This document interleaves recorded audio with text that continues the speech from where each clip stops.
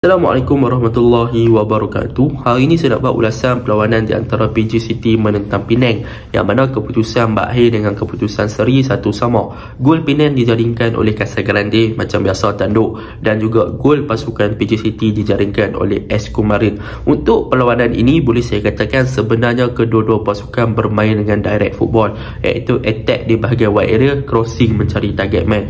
Attack di bahagian wide area, crossing untuk mencari target man. Tetapi yang peliknya, PJ City memang bermain macam tu daripada dulu lagi. Mereka bermain dengan direct football, long ball dan sebagainya.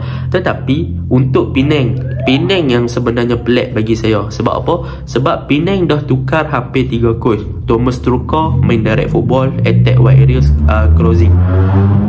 Manzur Azwira pun buat benda yang sama sewaktu mengganti Thomas Tuchel sekejap. Dan sekarang coach Penang adalah Zainal Abidin Hassan, still juga buat perkara yang sama, iaitu menggunakan corak dan juga play style yang sama.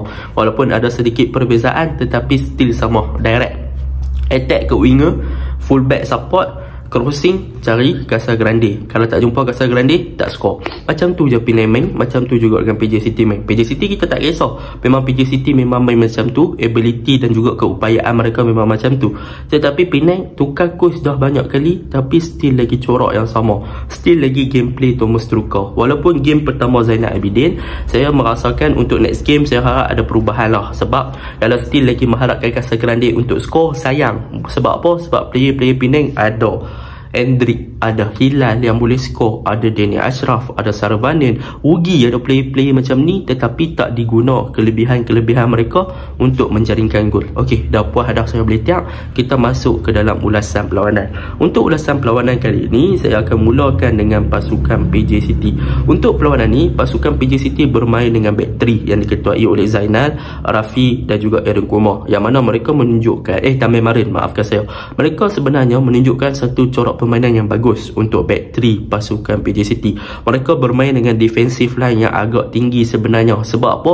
Sebab mereka lah yang akan bertindak untuk start the build up untuk pasukan PJ City. Mereka yang akan start long ball, buka kepada wide area dan sebagainya. Jadi boleh saya katakan perlimbatan pasukan ataupun pertahanan back 3 pasukan PJ City di bahagian pertahanan ni telah memberi impak yang sangat positif untuk start the build up bagi pasukan PJ City dalam kondisi ketika menyerang pasukan Penang. Dan benda tu memang sangat-sangat efektif, yang mana ketiga-tiga player ni mempunyai kelebihan dan juga ability untuk memulakan long passing ataupun buka game dengan sangat-sangat bagus lah pada game ni. Jadi back 3 pasukan PJ City memang bagus ketika bertahan, dan mereka juga bagus ketika start the build up. Itu yang boleh saya puji yang pertama.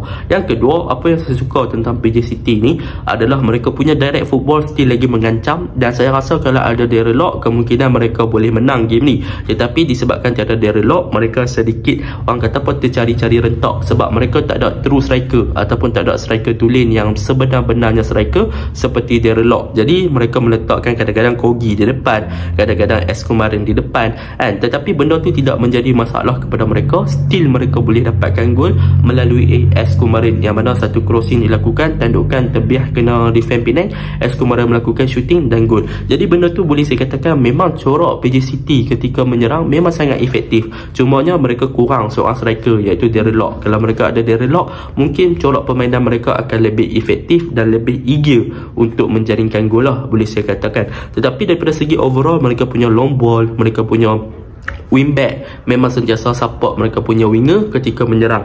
Dan yang ketiga dan yang terakhir, apa yang saya nampak untuk pasukan PJ City ni adalah daripada Ruben Tiran, yang mana kemasukan Ruben Tiran semalam memang membuahkan hasil dan juga mengubah corak permainan pasukan PJ City untuk menyerang, dan benda tu memang sangat efektif. Ruben Tiran sejak balik daripada pasukan kebangsaan Malaysia, beliau banyak berubah dan beliau banyak membantu bahagian attacking pasukan PJ City semalam. Memang sangat-sangat bagus lah. Jadi overall untuk pasukan PJ City, mereka sangat cemerlang lah pada perlawanan semalam, dan mereka sepatutnya boleh menang. Tetapi nak buat macam mana, Casagrande punya tandukan memang orang kata berbisa. Mereka terpaksa terimalah satu kelebihan ataupun satu mata untuk dibawa pulang. Untuk pasukan Penang pula, kita masuk untuk pasukan Penang. Untuk pasukan Penang, apa yang boleh saya puji sebenarnya, nampak sebenarnya Zainal Abidin Hassan nak guna taktikal yang baru, iaitu yang mana kita boleh tengok ketika menyerang, pasukan Penang akan hanya mengekalkan back two di belakang, iaitu Rontini dan juga Rafa Victor, dan mereka akan push Adil Raub yang diletakkan sebagai left back. Untuk game ni memang saya rasa Adil Raub patut diberi pujian lah, sebab dia diletakkan sebagai left back, yang mana beliau juga bertindak dengan sangat bagus sebagai left back. Dan Adil Raub dan juga Fairuz Zakaria yang bermain sebagai right back dan juga left back akan bertindak lebih ofensif ke hadapan untuk membantu bahagian serangan untuk buat overlapping.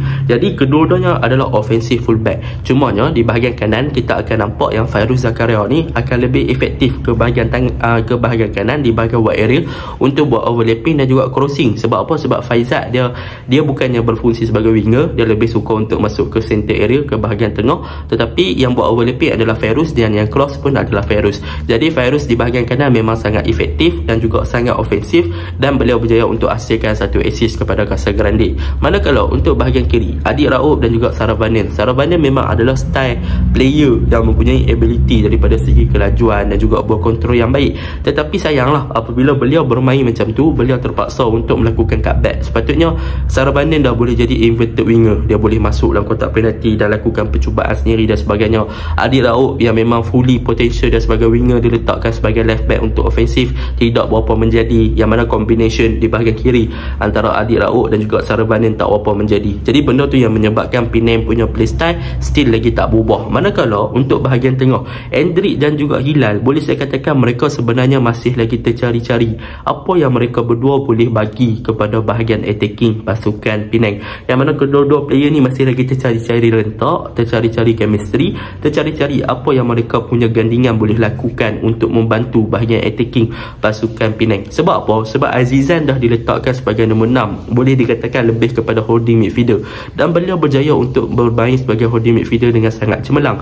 Tetapi untuk Endrick dan juga Hilal ni, boleh saya katakan mereka kadang-kadang terlalu wide, kadang-kadang mereka terlalu narrow, kadang-kadang mereka tak tahu, mereka lambat untuk gerakkan bola ke hadapan. Dan yang paling penting Casagrande dalam gameplay, kalau dalam ball position untuk involve dengan shot passing dan sebagainya, beliau agak lambat untuk link up. Tetapi kelebihan beliau daripada segi ketinggian, itu sebab Casagrande still lagi diletakkan sebagai striker, sebab beliau boleh score daripada bola tinggi dan juga daripada crossing yang tepat kepada kepala beliau, dan beliau berjaya menghasilkan satu gol semalam. Tetapi yang menjadi masalahnya, sampai bila Penang nak rely ataupun gameplay Penang nak rely on Casagrande, benda tu yang menjadi persoalan. Sampai bila? Kalau Casagrande injet, memang Penang punya gameplay hancur benda tu yang perlu dipersoalkan, bila Penang nak ubah gameplay. Jadi secara overallnya kedua-dua pasukan deserve untuk seri, direct football sahaja, long ball dan sebagainya, memang deserve seri. Jadi satu mata patut berpuas hati. Jadi itu saja ulasan saya. Assalamualaikum.